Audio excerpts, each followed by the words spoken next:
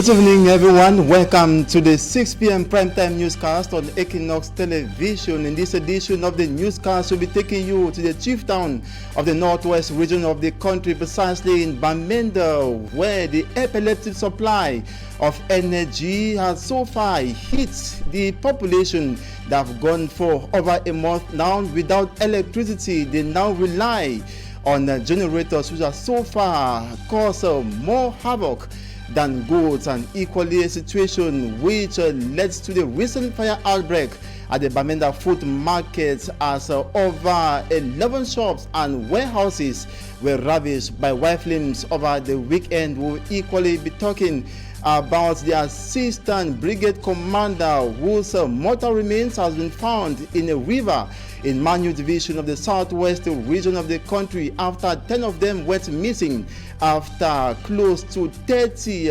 restoration forces attacked flying boats in that part of the country. We equally talk the AFCON 2019 that is ongoing in Egypt. Our man Magican Gabriel will be on this platform to review the encounters and equally the matches that will be played in the coming days.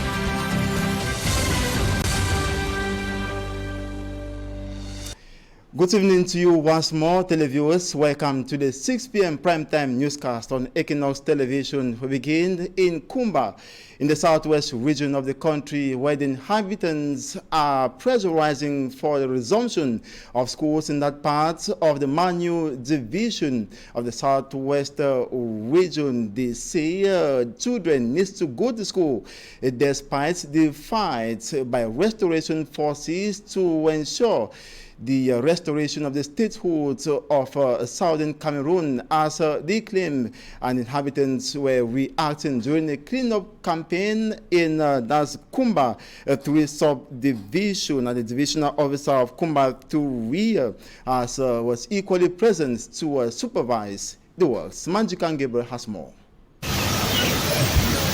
Just like any other day in the southwest or northwest regions, it was the traditional ghost town that characterized Kumba this Monday, with many business places closed and no private or commercial cars spotted moving in town. From Boya Road down to Fiango, places were quiet.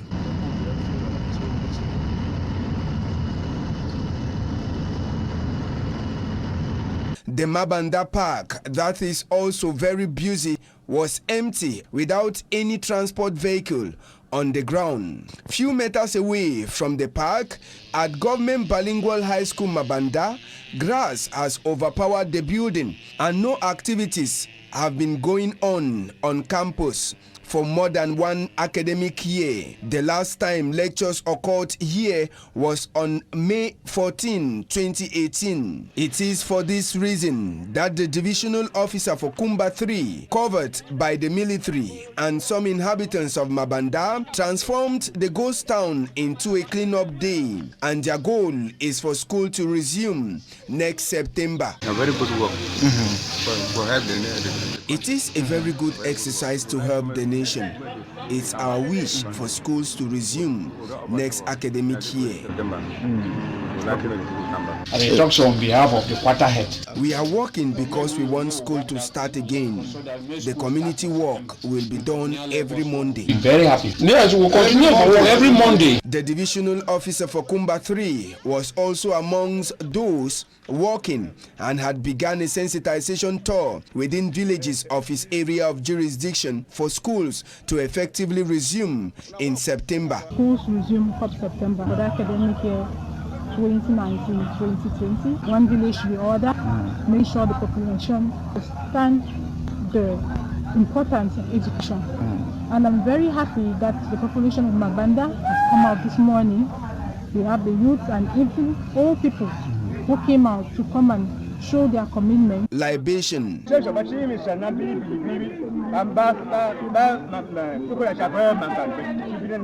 and relaxation of the population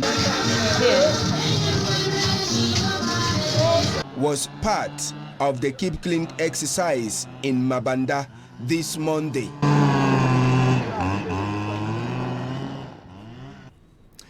And the court case pitting Julius Seko Ayuktabe and other 9 Amazonian leaders and equally the government of Cameroon will open at the Yaoundé military courts tomorrow, July 9th, 2019. In the previous hearing, which came after 2 boycotts, the accused alongside their defense counsel stood against the decision of the new judge who wanted to continue the case from where the former judge ended without profiling the victims as the law demands. More to that, the accused said the appeal at the Court of Appeals has not been granted attention, with another still pending at the Supreme Court. Thus no way for the case to proceed. The judge, after examining the points advanced, adjourned the case for tomorrow, July 9th, which will equally see streets in the northwest and southwest regions of the country paralyzed, and that ghost town, as equally that was witnessed today in various localities and towns across the Anglophone Cameroon. And we now talk about the recent fire outbreak at the Bamenda food market in the northwest region of the country that ravaged 11 shops and other warehouses, and the population blamed the incident on the epileptic supply of energy. Mostella has more. In front of Conjecam, the new Conjecam, fire! According to eyewitnesses, this fire broke out at about midnight, breaking Sunday, July 7th, 2019. Goods worth millions of francs CFA, packed in at least 11 stores and warehouses, have been reduced to nothing useful. It's only God, so go keep it in the hands of God. But I don't know what I can even say now, because everything is done. Some shop owners brave it at midnight to see for themselves. Some of them watched the flames ravage their goods as rescue officers were still to arrive.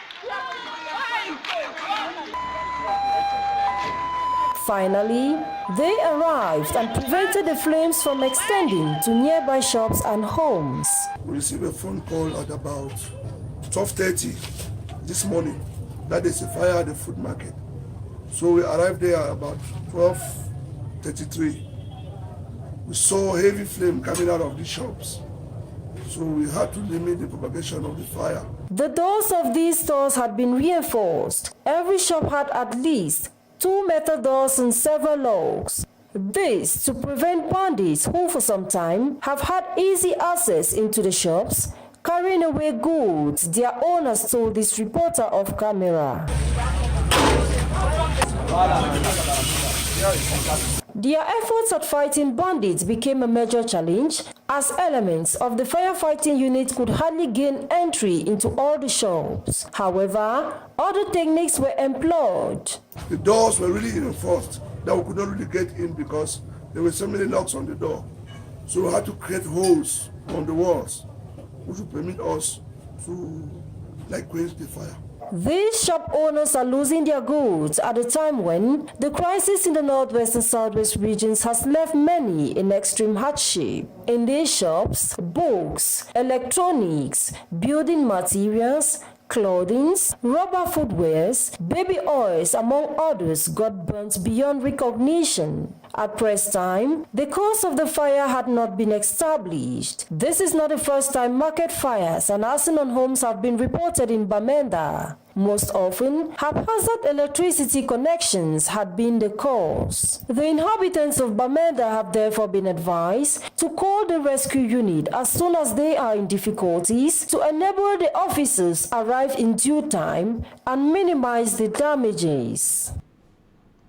It is darkness that has covered Bamenda, chieftain of the northwest region of Cameroon, ever since the curfew was lifted by Northwest Governor Adolphe Lele-Lafrique after the end of the order that restricted movements of persons and vehicles within the northwest region. The population of Bamenda and its environs began witnessing and adapting to the epileptic supply of electricity daily, at times at least 3 consecutive days days without electricity. Businesses and workshop owners who use electricity to work have incurred losses. Generators have been the lone reliable source of energy to heat up electronics, charging of phones, batteries, and rechargeable lamps or bulbs. Majority of these persons are compelled to pay as from 200 francs CFA to charge a mobile phone or any other electronic device.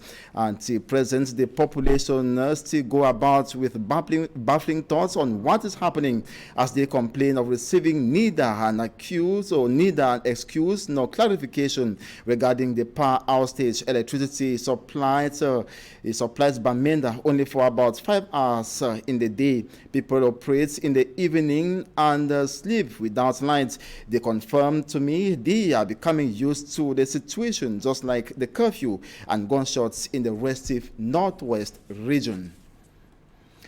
And now we're taking you to Manu Division of the Southwest region to talk about the Assistant Brigade Commander, whose body has been found in a river in that part of the Southwest region. He is Abudu David Julien, and the military commander was amongst 10 others who went missing in a river in Manu Division last week when restoration forces attacked them.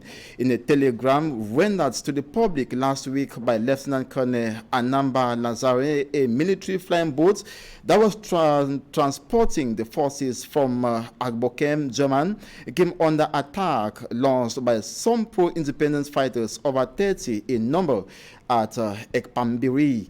So far, only one corpse of the military men has been found.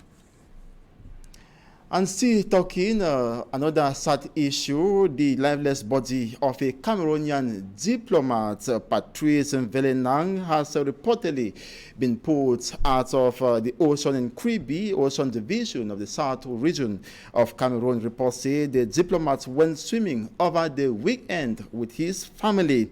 He drowned, and it was after a day that his mortal remains was retrieved.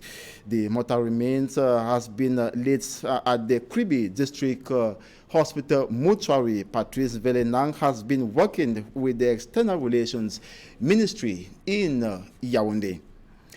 And now cooperatives in the southwest region of Cameroon, notably those in Boya, are lamenting as the Anglophone crisis gradually erodes their preventive mechanism. Experts say the adverse consequences are too early and coming at a time when only little has so far been achieved from their businesses. This was during celebrations of the International Day of Cooperatives, that's in its 97th edition over the weekend. Derry Jota reports. Farmer cooperatives of the Southwest region are celebrating the 97th edition of the International Day of Cooperatives. At a time, experts lament that cooperatives in the Southwest region have achieved very little. And Mr. Tanya Christian, who was invited to coach these farmers on how to succeed, gave the reasons. Do we have a farmers bank that cooperatives can draw from? Do we have a tax system? Do we connect them? There are lots and lots of things that needs to be done. With most of their farms now abandoned because of the war in the Anglophone regions, to Mr. Ekongwe Christopher, the Southwest Regional Delegate of Agriculture and Rural Development, the 10 out of these farmers at the Southwest Regional Delegation was a show of zeal and courage from these farmers. This year I wasn't expecting so many people, so I'm actually happy to see them. Farmers should not relent at all. We have climate changing, but we are obliged to change with the climate. And as they march past, with them were also their challenges. Members of Buya Pig Farmers Cooperative Society, for instance, revealed that they are almost kicked out of the sector.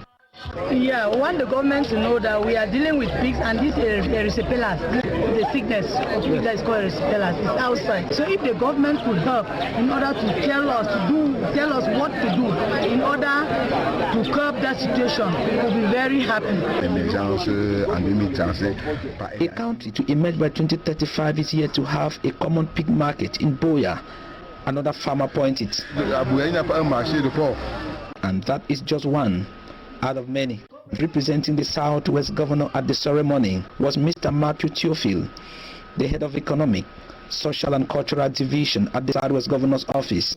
Some of them have lost their farms, but now than ever before, the government is more determined to accompany them financially and otherwise.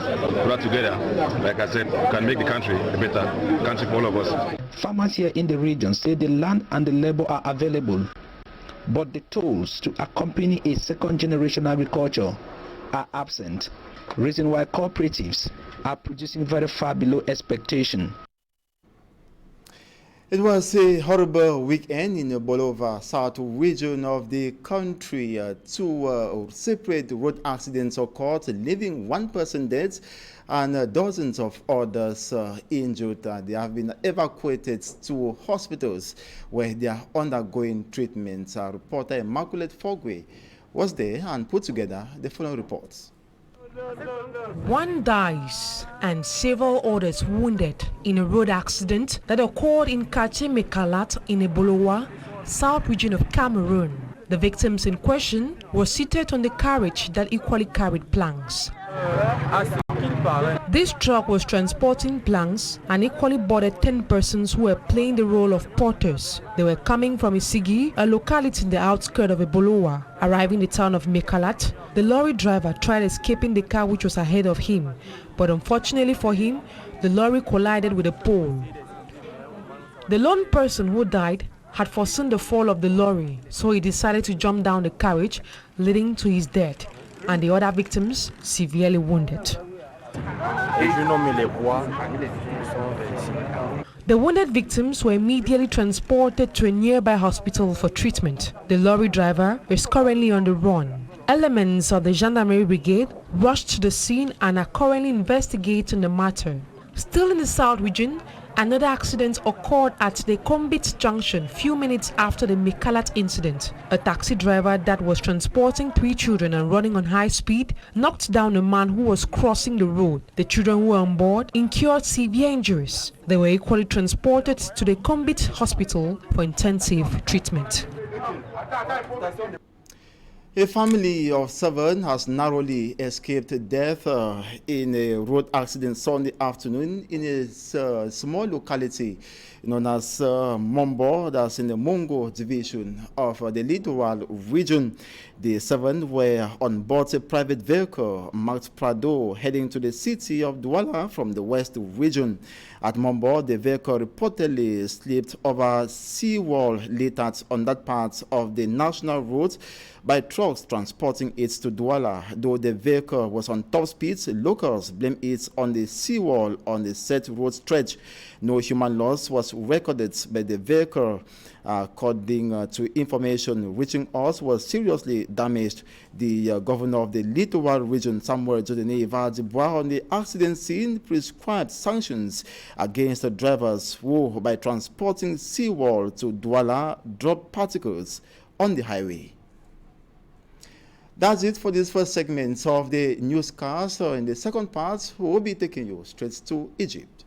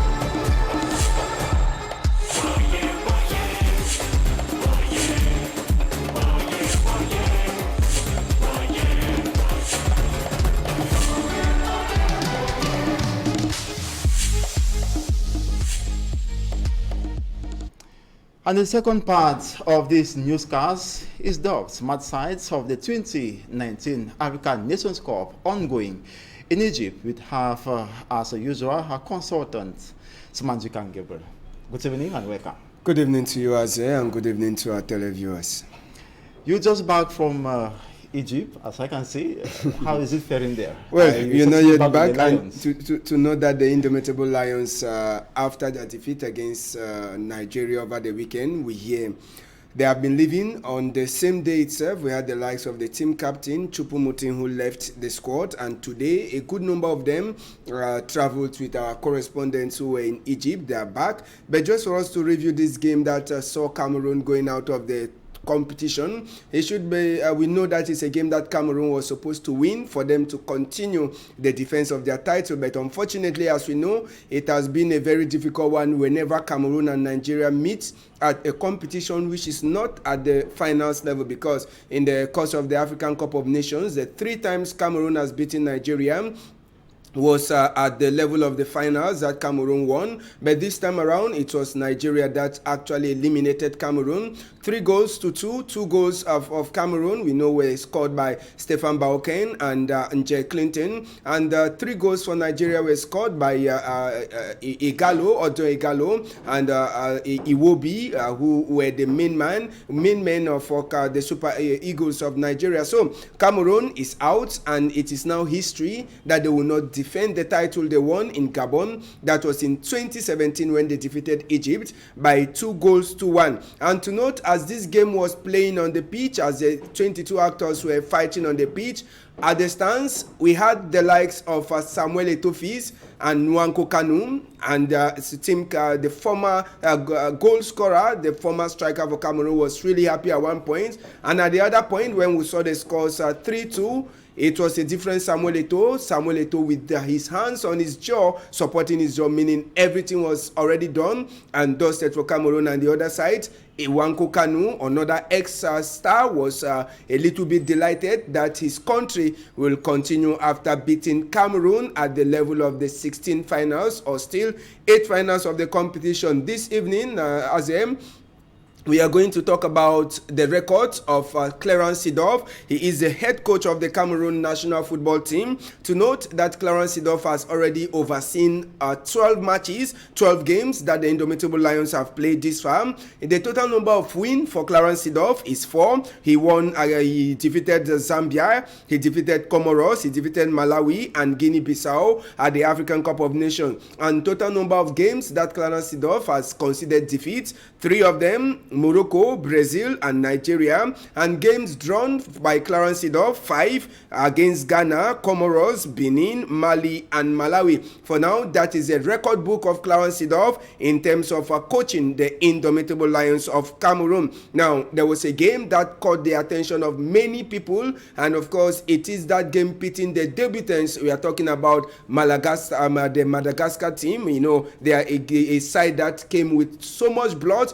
in their eyes. The side that came with so much blood in their eyes. To note that Madagascar versus the Democratic Republic of Congo, it was a game that many thought Madagascar will be eliminated, but they stayed on in the game. It was 2-2 between Madagascar and the Democratic Republic of Congo during normal playtime. We had the normal playtime, extra time, and Madagascar continued to put up a fighting spirit until they went to the penalty shootout, where they eliminated the Democratic Republic of Congo by 4-2. And at the stance of that game yesterday, when we were watching the match, there were 2 persons, great persons from Madagascar. We have the president, who is none other than André Rajoelina of Madagascar. Is a very young and dynamic president who came down to Egypt with a good number of fans. At his side was the president of the Confederation of African Football, CAF,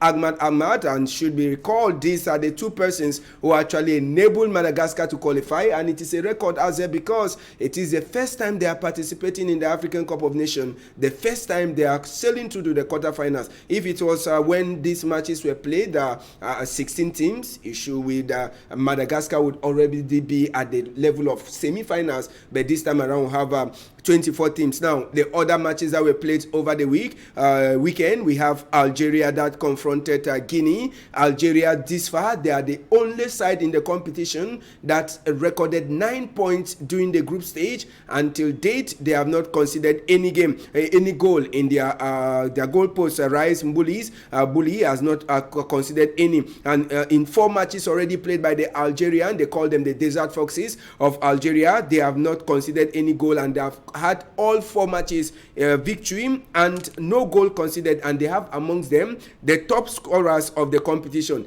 Egypt versus South Africa was another game that we watched this weekend that actually shocked many football fans. We are talking about Egypt that were surprised by this late goal from touch of South Africa, and South Africa eliminated the host nation Egypt by 1-0. Egypt actually had a good hand and dominated the whole game, but unfortunately the last mark came from the Bafanas of South Africa that eliminated Egypt. And we are saying that in this competition this far, Egypt, Morocco, that all of them, they had 9 on 9 during the first round of the competition. They are already out of the competition, and surprisingly, there are teams that collected just 3 points at the group stage of the competition that have eliminated these teams that grabbed all 9 points during the group stage. Now, something was similar among the 3 teams. We are talking about Morocco, Algeria, and Egypt. I was just explaining that they all clinched 9 points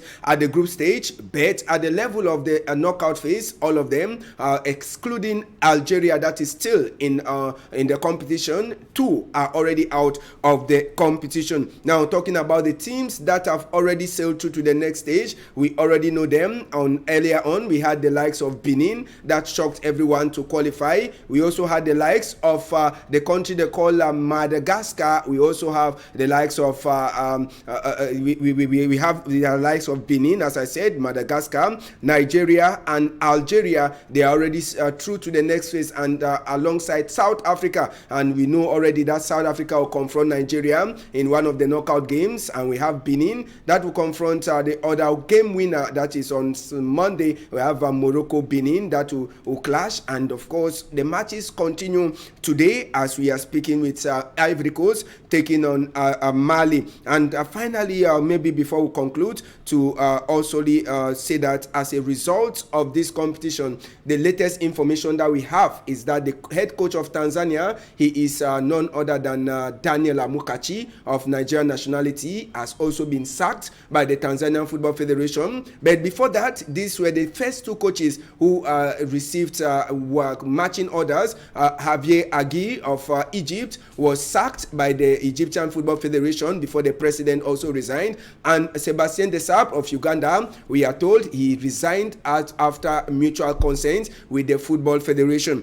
And talking about another person, this is just the other side of the competition, Obi Mikel, he is the team captain of the Super Eagles of Nigeria. He says this will be his last competition as a Super Eagles player, last competition that he will be coming, and he has been hit by little injuries. Now, the last thing we'll talk about is the final game that will be coming up later at 8 p.m. Cameroon time. He's going to pit Tunisia to Ghana. Tunisia versus Ghana. You will see it is a game that will go on memory lane, and record has it that Ghana has beaten Tunisia 6 times in a 7 confrontation with the Tunisian side in an African Cup of Nations encounter. In the group stage, they have had 4 wins. Ghana, they have qualified, they have played 1 quarterfinals and they have won, semi-finals 1, and a final that they have won. So totally, on paper, Ghana is favored with 6 out of 7 times that have met with Tunisia in an African Cup of Nations, and 1 match has ended in a draw. So we are waiting. Today we are going to see the teams that will qualify. We already have a West African derby that is ongoing, Mali versus Ivory Coast, and the other game later on this evening will be Tunisia versus Ghana, and the winner of the first game will play against the winner of the second game. That will be in the next round of the competition, and that is the quarterfinals. You're certainly not going away, I must say, despite the return of the indomitable lions of Cameroon. The AFCON 2019 in Egypt is actually a most followed one, especially when it comes to minor teams.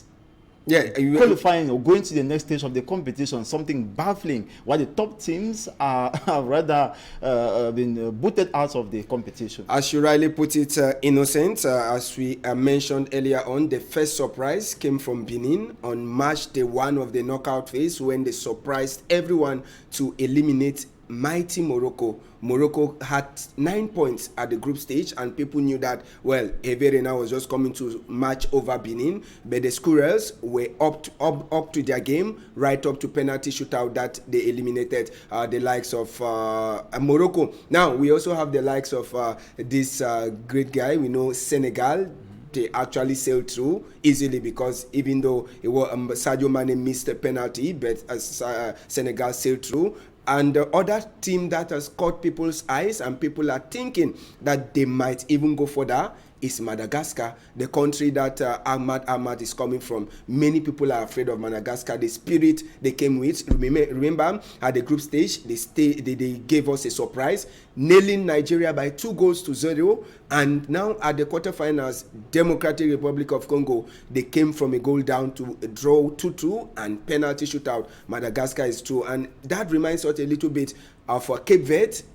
They appeared in the African Cup of Nations in 2013. They surprised everyone qualifying for the next round. So there are still more surprises coming up. It is not yet over. We have Benin, we have Madagascar. They are still in the competition, so we are expecting more surprise to come up. And why not South Africa, that eliminated Egypt, the host nation, in a full stadium. You know, most of the games in Egypt since the Nations Cup started, we have more crowd when the host nation is playing. So many people are asking questions if there will be no crowd again as Egypt is gone, because many people are asking the questions. But South Africa, they topped up their game to defeat Egypt. So it's courage, and of course we are still there to monitor those surprises that are coming up.